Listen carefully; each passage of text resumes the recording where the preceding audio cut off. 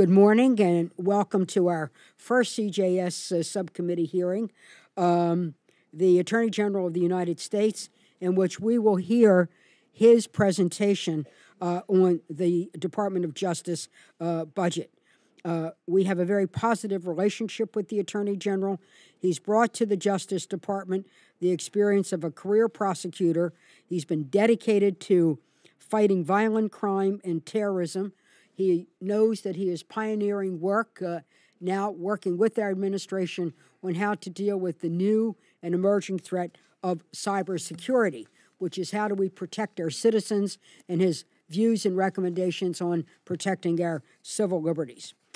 Well, Mr. Attorney General, before we get into the numbers about the money, I would just like to thank you. And in thanking you, I want to thank all the hardworking men and women who do work at the Department of Justice. There are 119,000 employees who work there. 25,000 are federal agents, and people work at FBI, DEA, the U.S. Marshals, the Alcohol and Firearms. We have 20,000 prison guards and correctional staff and 10,000 prosecutors and investigators. They've done some amazing accomplishments, which I'll talk about when I get to my question period. But we want to thank them because every day in every way they stand sentry, either to do prevention and intervention, to make sure they're out on the street doing traditional violent crime work, to really being all over the world, and then fighting issues related to white-collar crime. As the chair of the CJS subcommittee, I have three priorities when examining the budget. Community security. How does the budget support the mission of keeping our communities safe? National security. What resources are needed to keep America safe? And then oversight and accountability. No boondoggles on the watch of this subcommittee. And I want to make sure the Justice Department has what it needs to do its mission. There's only, as I looked at the president's budget, I noted that there was only one new initiative, and that's the expansion of mortgage and financial fraud. That request is $611 million. It's a modest $5 million targeted increase, and we're going to want to hear more about that because we in our own state of Maryland have seen such a rising number of scams and schemes and predatory lending practices, and we need to know kind of what you want to do with the money. We can't have a strong, economically vibrant community unless they're safe, whether it's in our neighborhoods, whether it's protecting small business on Main Street. So I want to know how the budget will keep America safe at home on Main Street. The request for $2 billion for grants to state and local law enforcement, I wonder if it's sufficient.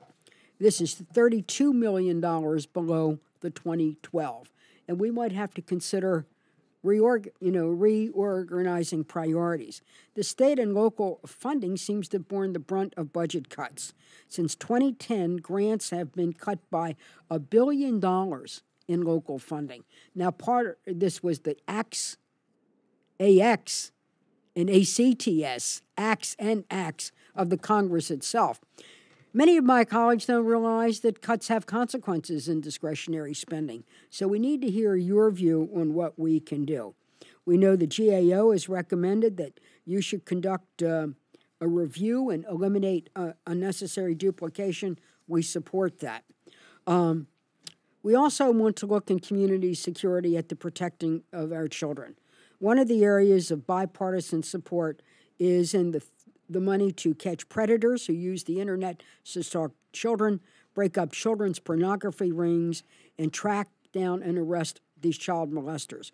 We understand you're requesting $328 million, and we'll look forward to seeing how you will allocate that and what to do.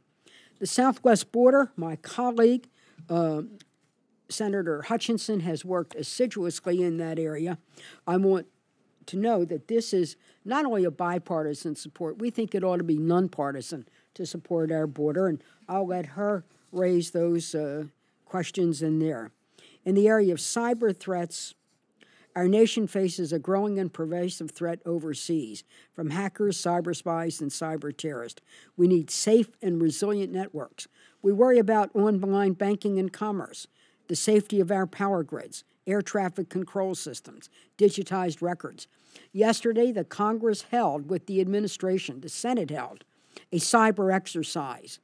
The majority of the senators were there to listen to an exercise on an attack on a major city's power grid. It was chilling. It was terrifying to know what happened there and what we could do to protect it. So we need to know about cyber. Finally, I want to know how the Justice Department is improving its accountability to taxpayers. You know, you've gotten a bad rap, some of them about lavish banquets, cost overruns, the IG doing its audits, and it should. So we want to know how we stand sentry over the money we do spend.